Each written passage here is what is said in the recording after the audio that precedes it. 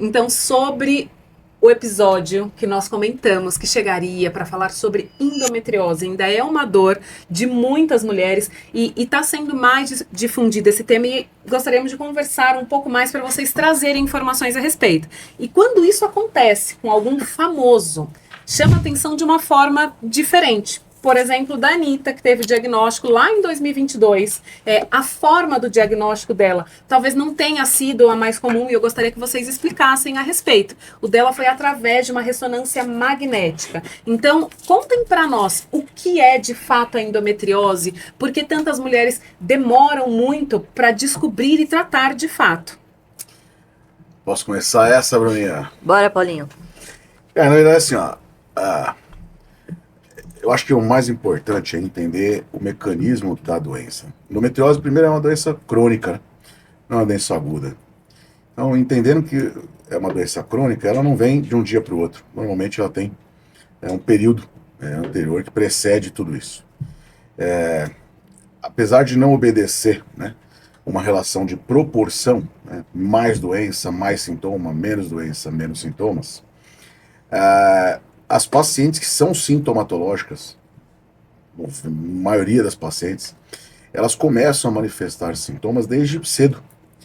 E o que difere, o que muda o tratamento e a assertividade do tratamento para essa paciente é o tempo que é feito esse diagnóstico. E hoje, assim, há um delay de tempo no Brasil próximo de 10 anos para se descobrir a doença, o que é muito ruim. Porque a gente consegue evitar muitos procedimentos cirúrgicos, por exemplo, casos de infertilidade, por exemplo, quando você consegue um diagnóstico mais precoce, entendeu?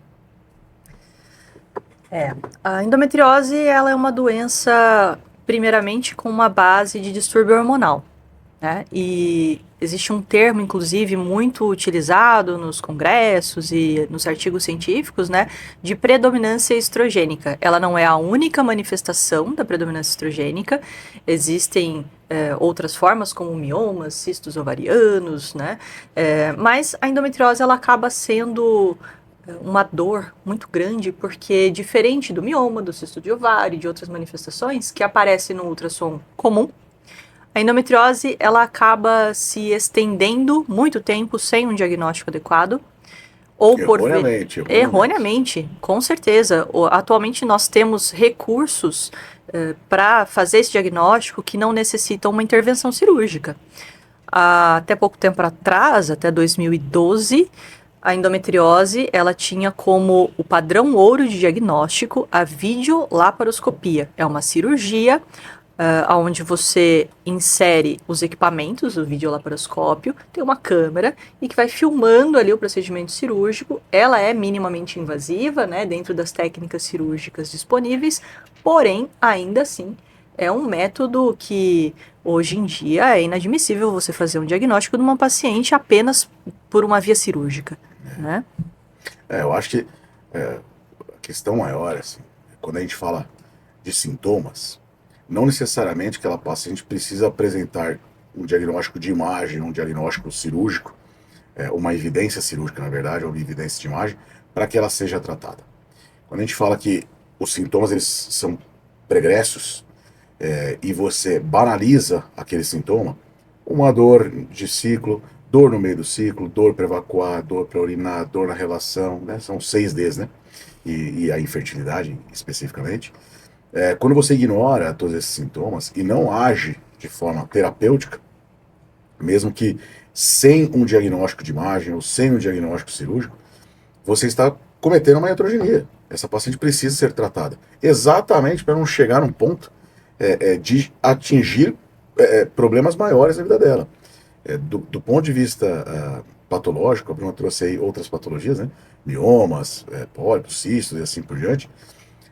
O maior problema da endometriose é que o prejuízo que ela causa, muitas vezes na porção pélvica, é pior do que câncer, do ponto de vista sintomatológico. Com certeza, é uma doença benigna, porém invasiva. Demais. Existem até estudos relacionados a isso que buscam compreender qual é o mecanismo que essas células têm que possibilita ela ser uma célula benigna, ou seja, não é um câncer, mas é invasivo. Exato.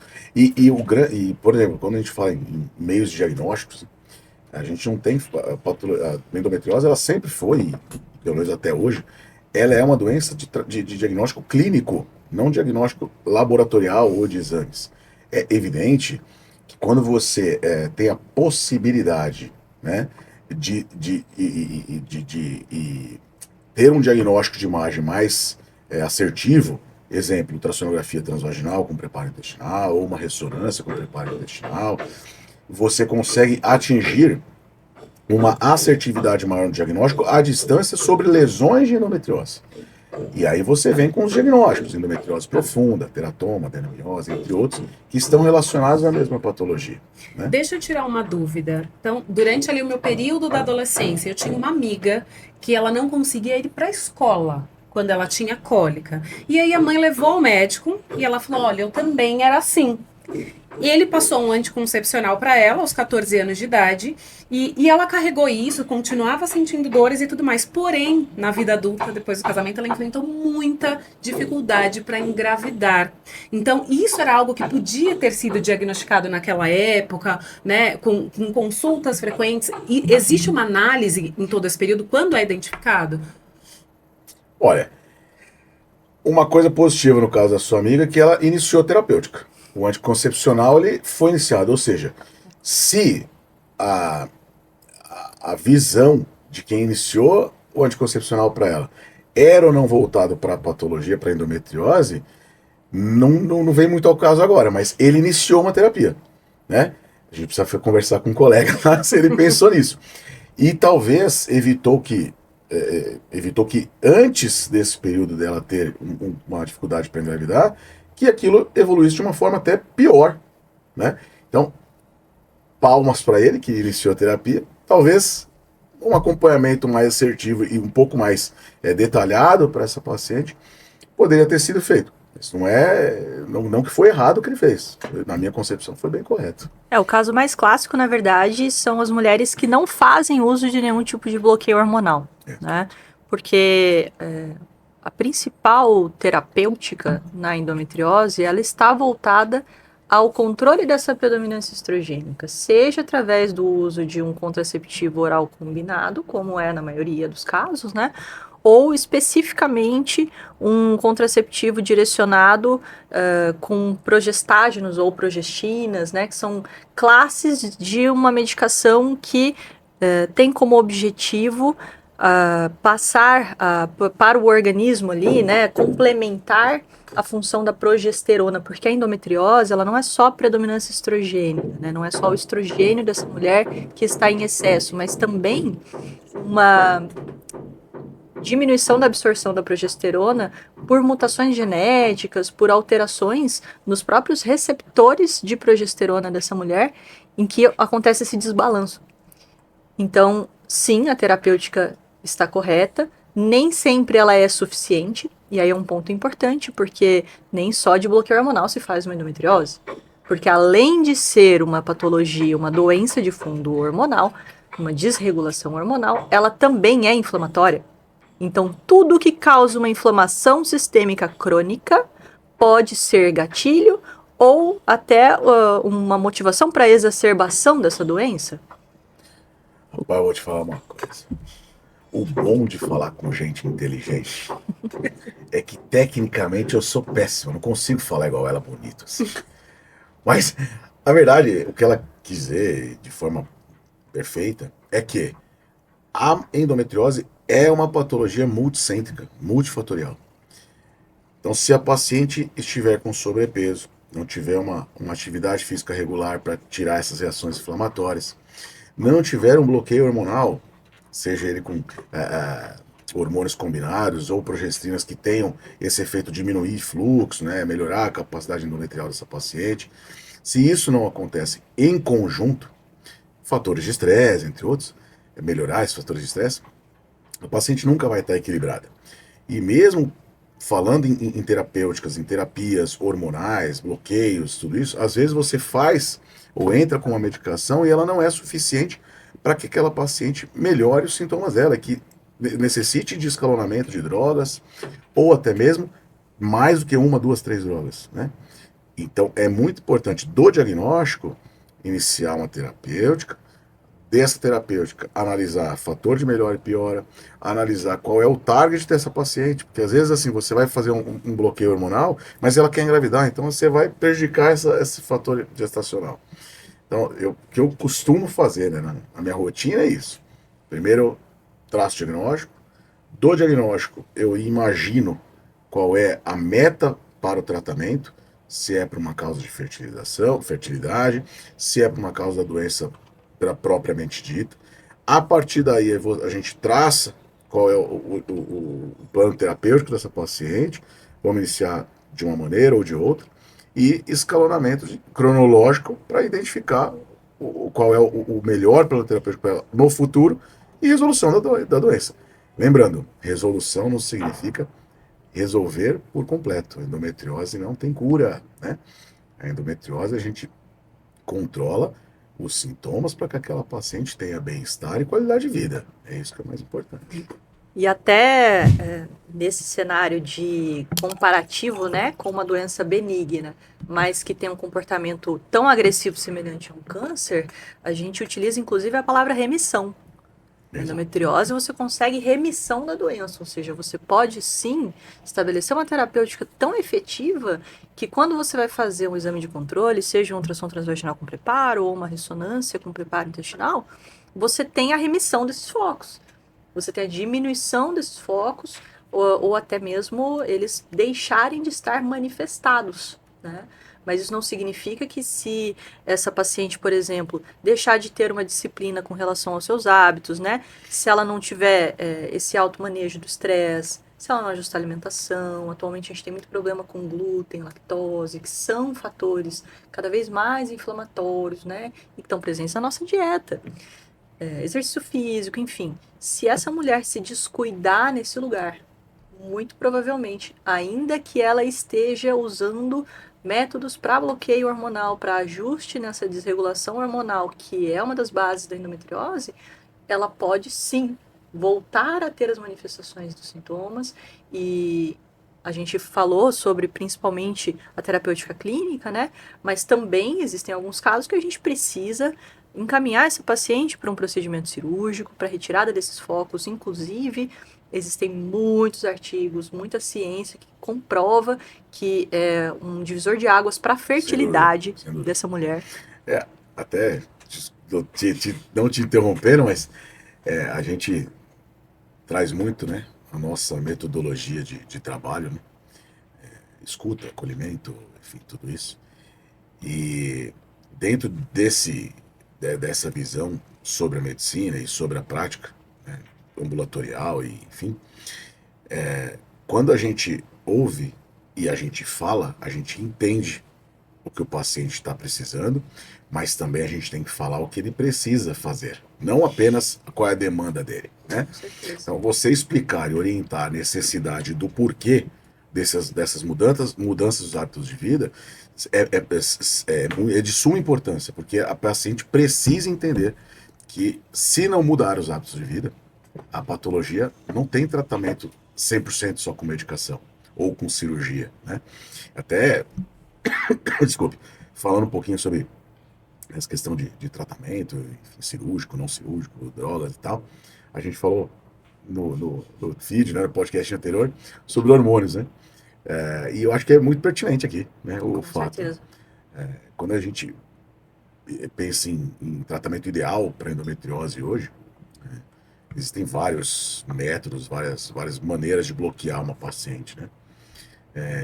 E a gestrinona, por exemplo, hoje ela está muito em voga, né? Como o chip da beleza, né? Mas não é o chip da beleza, não é isso. Mas falando em remissão, né? Ela tem um sucesso terapêutico em remissão de foco de endometriose hoje bastante comprovado, né? Então é uma droga que você pode usar, ela inclusive foi projetada para isso, né?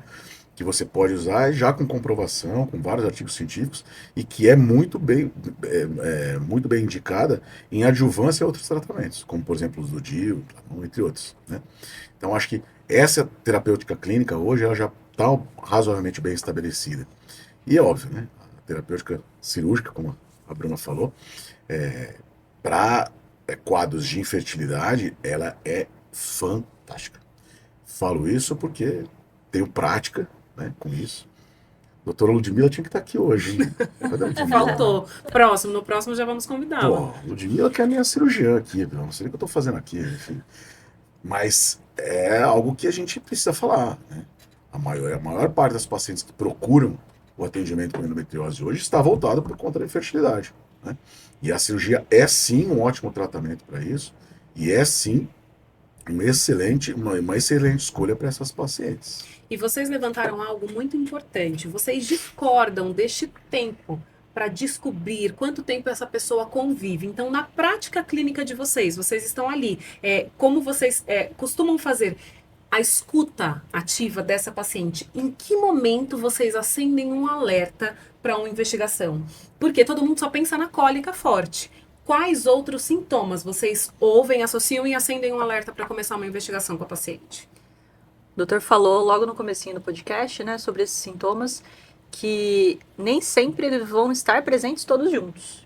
Isso também é algo muito importante, porque a gente cria uma ilusão de que a endometriose clássica precisa ter dor na relação, dor pélvica crônica, que é aquela dor que não tem uma periodicidade relacionada ao fluxo, ao momento em que ela está menstruando, porque a dor para menstruar, que são as cólicas, na medicina a gente chama de dismenorreia, por isso que é um monte de D que o doutor falou, né?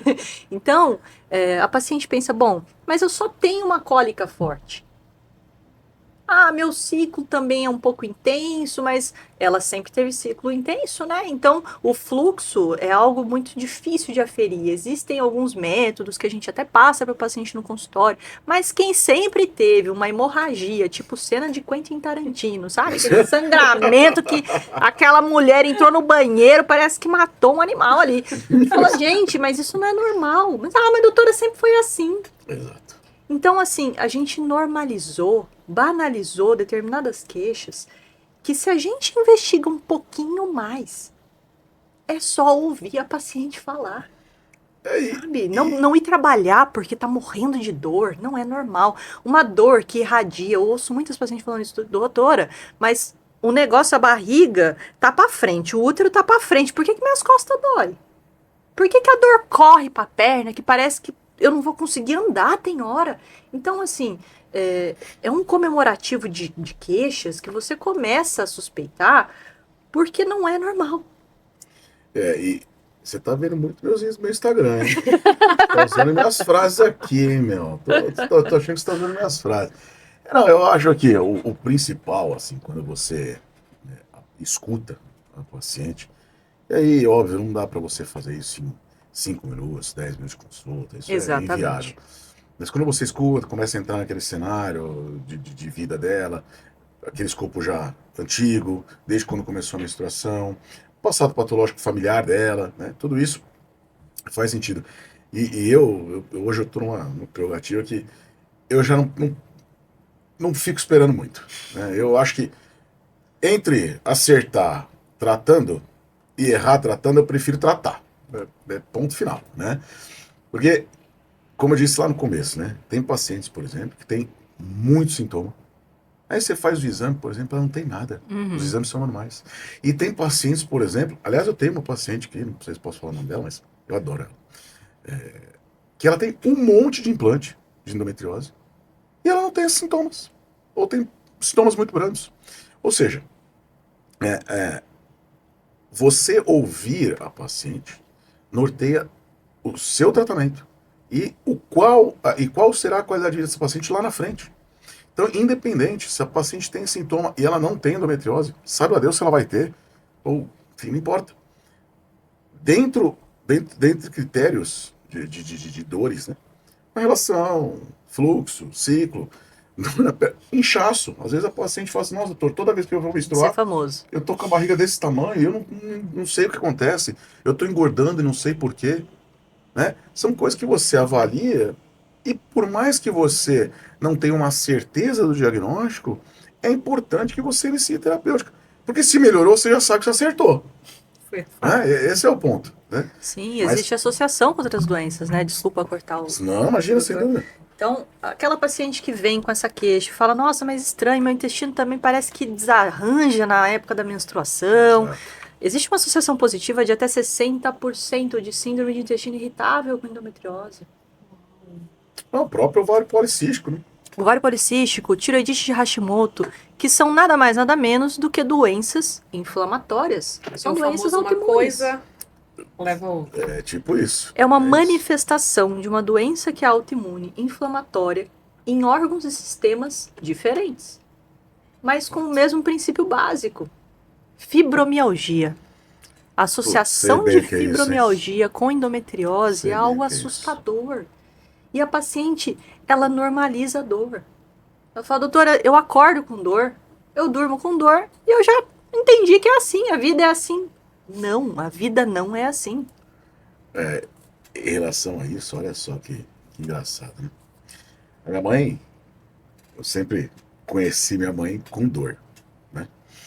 Quer dizer, não a vida inteira, mas de um determinado momento da vida dela pra frente, né? E ela foi diagnosticada com fibromialgia. Ai, mãe, desculpem se eu tô falando aí.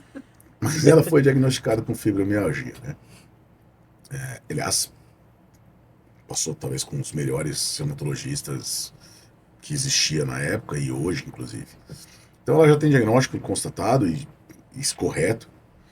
Fez diversos terapêuticos e tal. Aí, um certo dia, eu conversando com a minha mãe, ela perguntou, eu falei assim, mãe, como é que era a tua menstruação? Ah, meu filho, era um demônio. Eu sangrava horrores, tinha uma cólica do capeta, inclusive depois que você nasceu, teve até que tirar o útero. Ou seja, muito provavelmente, ela já convivia com alguma patologia, nem sei se era ou não, mas talvez ela poderia ter, né? A endometriose, a adenomiose, não importa a patologia aqui, e ela nem sabia. Tudo bem, na época dela, as possibilidades eram mínimas, né? Para esse diagnóstico, nem era um diagnóstico assim tão difundido. Mas hoje, todo mundo fala, todo mundo entende, se não tudo, minimamente. Pô, não trata, pô, manda para alguém. Né? Eu acho que isso é importante para. E esse é um dos propósitos do podcast. Né? Perfeito. Que foi até o que eu falei no podcast de introdução. Né? É orientar, informar. As pessoas têm que estar. A gente tem que falar sobre o assunto. Né? Se não vamos resolver, pelo menos se fale. Porque com certeza a forma como vocês colocam aqui parece muito simples de entender, mas nem todo mundo ouviu dessa forma, né? Então vocês já disseram aqui, a endometriose ela não tem cura, é possível uma remissão, e o que vocês dizem aqui é uma mensagem de esperança, dá para ter qualidade de vida mesmo tendo endometriose? Sem dúvida. Com certeza. O processo de uma doença que ela é benigna, a gente entende, portanto, que ela não vai chegar a um cúmulo de destruir a sua vida a ponto de você falecer dela, certo? Então ela não é uma doença maligna, existe um tratamento. Bom, então se nós nos esmerarmos em, primeiramente, buscar o que é o melhor tratamento para essa paciente, porque é uma gama de tratamentos e que tem que ser individualizado.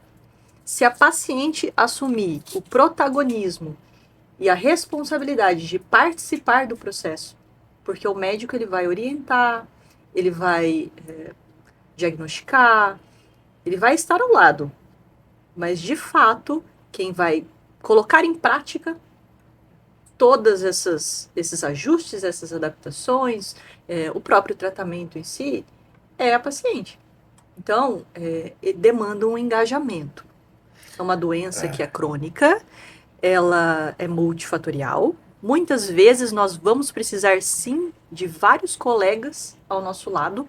Nutricionista, fisioterapeuta para fazer uma fisioterapia pélvica, deixar essa paciente sem dor. Então, assim, psicólogo, porque foi um processo doloroso, não só fisicamente ao longo dessa vida. É uma mulher que chega e senta na sua frente e, invariavelmente, em algum momento, ela se sente tão fragilizada. Ela vai chorar. Porque, finalmente, ela tem uma resposta, depois de 10 anos, passando em diversos médicos, porque na grande maioria das vezes são pacientes que elas são até conhecidas assim por ser uma paciente poliqueixosa, que a gente chama na medicina, que mas ela só reclama, toda hora ela tá no médico, nossa, tudo acontece com você, né, minha filha? Sim, porque é uma doença sistêmica. Ela afeta o corpo da mulher inteiro. Desde o emocional dela, que vai ficar abalado, desde os sintomas físicos, mesmo fora do período da menstruação. Então, assim, é uma mulher que a partir do momento em que ela chega numa pessoa que dá um vislumbre de um diagnóstico certeiro e de um tratamento possível para tirar ela desse cenário caótico, ela se emociona, ela... É isso. Esperança. Eu acho que talvez essa palavra, esperança, eu acho que é importante. Pegando até um pouco do gancho, né? Quando a pessoa que está com doença, que está com sintoma, ela entende, ela vê no outro a possibilidade de uma melhora da vida, da qualidade de vida, eu acho que isso é um ponto muito importante. Porém, pegando até a questão do protagonismo, né? Ela ser protagonista da vida dela é basal, mas ela precisa entender isso. Infelizmente, hoje também, a gente precisa citar isso, as pacientes, as pessoas em geral, não só as mulheres, mas as pessoas em geral, elas querem facilidades, elas querem resoluções, elas querem milagres. E, infelizmente, milagre eu nunca vi. Se alguém viu, espero que me mostre, mas eu nunca vi. E o milagre significa você ir atrás das suas coisas. Você fazer o que é pertinente e cabível às suas mudanças e entender e aceitar tratamentos. Nem sempre vai ser o melhor, nem sempre vai ser o mais plausível, confortável, nem sempre vai ser viável, às vezes financeiramente, né? Mas cabe à paciente entender, aceitar e fazer a parte dela. A parte médica talvez seja mais fácil, né? Eu costumo dizer que, ir lá colocar um DIU, meter uma gestrinona, fazer um chip, dar um gel, indicar o nutricionista, é uma coisa mais fácil, mas a cabeça é que tem que mandar em tudo. E é talvez a nossa prerrogativa, né? Essa questão do protagonismo da mulher voltada por ela e para ela mesma. E não porque nós estamos fazendo, ou pedindo, ou impondo isso. Né? E é muito interessante que no mês de março é comemorada a conscientização da endometriose em si. Então, se alguma mulher está assistindo hoje esse vídeo, ela sente dores intensas, ela ouvir, a mamãe era assim também, não precisa investigar muito, o que vocês diriam para ela que tem esses sintomas que vocês falaram aqui hoje? Olha, vou até começar essa primeira, Bruna. Olha, eu acho que assim, eu acho que a mensagem é: não normalize a sua dor, não normalize os seus sintomas. Mesmo que eles possam ser normais ou repetidamente vistos por aquela paciente, não normalize. Busque informação. Se na busca pela informação houver alguma possibilidade de terapêutica, que se faça. E se não for pertinente também, pelo menos você buscou informação. Eu acho que é isso. É isso mesmo. A causa genética, ela é um fator muito importante de a gente pontuar. Existe sim essa correlação, né, positiva de até 50% de um familiar de primeiro grau com endometriose. Então, assim, mas na minha família não tem ninguém com a doença. Bom, talvez não tenha ninguém com diagnóstico. Diagnóstico, exato. Né? Mas, que bom que agora a gente tem muito mais informação e a gente está cada vez mais levando isso para a população num formato que seja compreensível, né? E acessível para a população, porque o médico, muitas vezes, ele tem um pouco de dificuldade, né, nessa passada de informação, né? Em como passar de uma forma em que a paciente consiga se ver naquela situação e suspeitar de algo e aí buscar um atendimento. Porque é isso, existem bons profissionais, existem médicos que vão olhar, vão ouvir esses sintomas e vão dizer, opa, Tem alguma precisamos coisa ali, investigar, né? tem alguma coisa errada aqui. Mas se a paciente, ela não verbaliza isso para nós, se ela não acessa essa consciência de que isso não é normal, por muitas vezes a gente também não vai investigar de uma forma mais detalhada porque demanda exames mais específicos. E não é toda paciente que precisa fazer esse perfil de exames. São pacientes definidas, né? Ah, sem dúvida. Claro que parte do acesso dela conosco, né? Ninguém é adivinha, ninguém tem bola de cristal, né? Por mais que dentro de uma investigação, né, de uma anamnese muito bem construída, por mais que a gente faça perguntas mais específicas, tem que partir da paciente. A gente não tem como ter bola de cristal para adivinhar o que ela sente. Mas, além disso, e eu acho que passa muito pela capacidade do colega em passar a informação de forma adequada para aquela paciente. Eu não vou, por exemplo, falar com uma paciente com nível mais baixo sociocultural da mesma maneira que eu falo, por exemplo, com vocês. Porque o entendimento vai ser outro, né? Então, a informação tem que ser clara, objetiva e, obviamente, né, assertiva para aquela paciente. Para ela entender o que ela tem que fazer, senão não adianta nada. Eu posso falar para ela tudo que eu tenho que falar. Se ela sair de lá e não entendeu nada, eu falei. Mas ela não entendeu, então não adiantou nada, né? Isso é bem interessante, porque eu costumo dizer para meus pacientes, gente, eu fui paciente antes de ser médica.